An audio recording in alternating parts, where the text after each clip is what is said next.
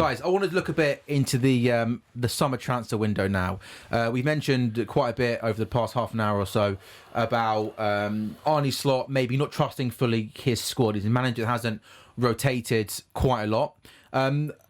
Tony, the question that's being asked and has been asked by everybody over the past 6 months is obviously about the three. Your Salahs, your Van Dijks, your Trents. We know they're out of contract this summer. It feels like not many people know a lot about what's happening. But if you had to have a guess, as we record this on Monday, 17th of March, in terms of where we're at with these contract situations, do you think that there has been contract offers put on the table for any of the three players? I think there's been discussions, and I think there's probably been offers For all three? Well, I think there's been an acceptance that Trent's gone. You think Trent's told the football club he's moving on in the summer? I can't say that for certain, no. But I suspect so.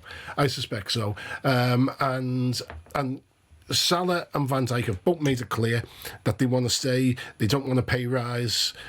I don't think the club want to pay them the wages they're on now. You said they don't want a pay rise? No, they don't want to pay rise. They'll stay for the same money. So, but I don't think. What was interesting is a year ago, when just after Klopp left, I was speaking to people at the club, and they were like, "Trent's the priority. Trent's the priority." You've got to remember the other two on big wages. We're going to, the wages won't be saved; it'll be recycled into new players. And I think the decision making started way back then, and they've done the wages to age ratio, and Michael Edwards and the analytics department, they have their own way of doing things. I am not particularly enamoured of that. They've had some success in the past, but they've also picked some bum players. I mean, the whole Emre Can Lazar Markovits, it was,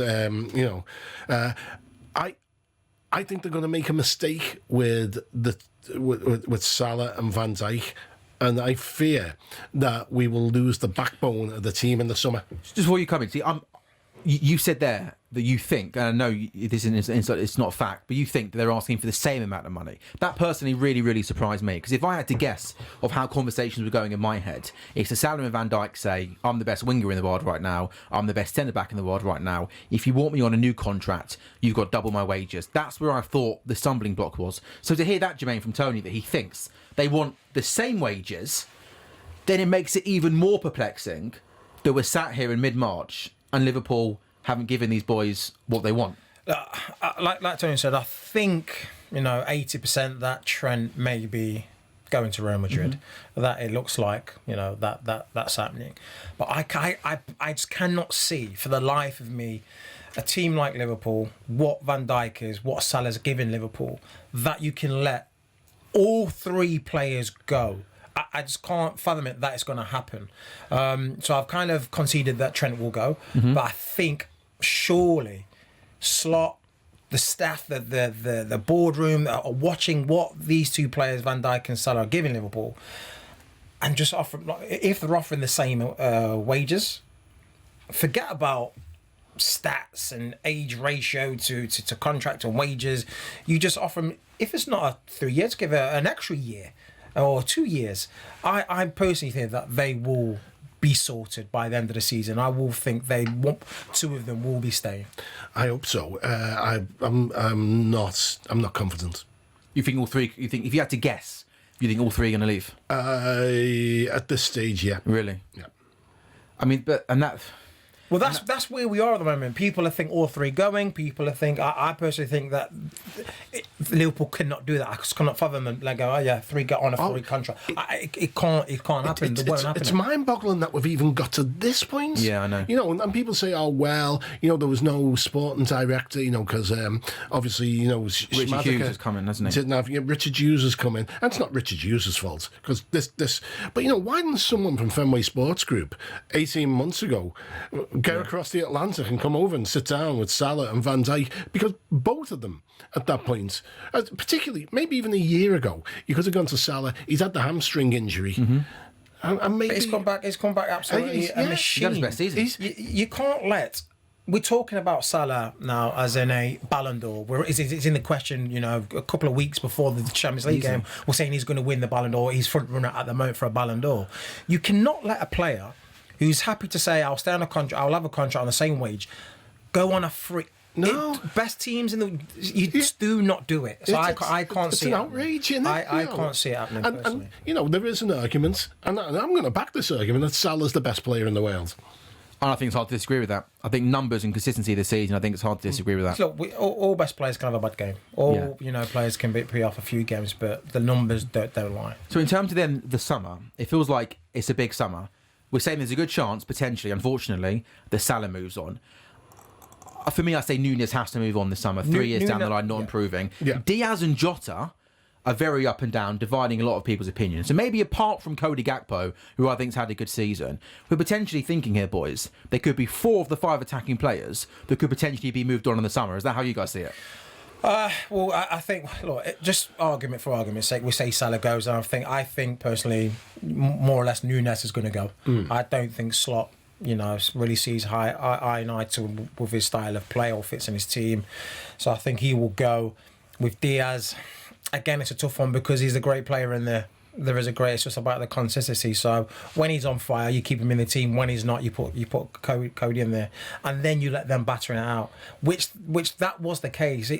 Diaz couldn't get in the team when Cody was playing because Cody was just he's having 8 goals in 9 games. Then he picks up that injury. Diaz came in. He played well.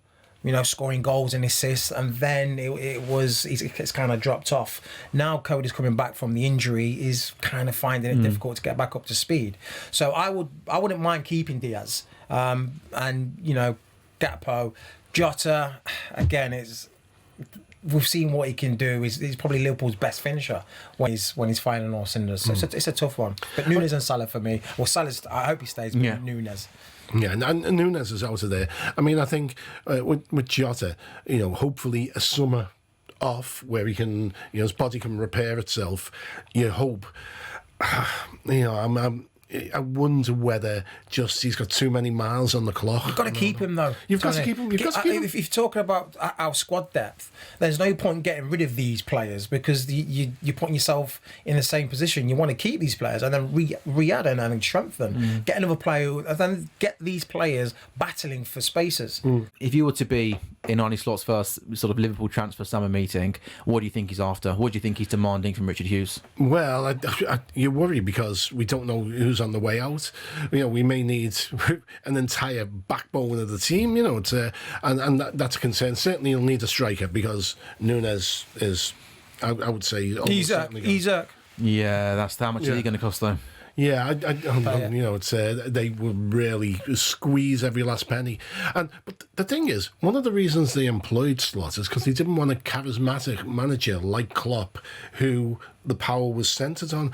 So I'm not entirely sure how much say he'll have in it. He'll obviously have say in it. And one of the interesting dynamics is he's earned a lot of influence.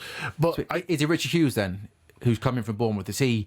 Well, his job is he the one who's going out and then buying players with Michael Edwards? Yeah, Richard Hughes and sort of obviously the new structure as Edwards, as the overall group sort of recruitments. But but I think Slot's earned himself the right to have a serious say in this. How do you see it, Jermaine?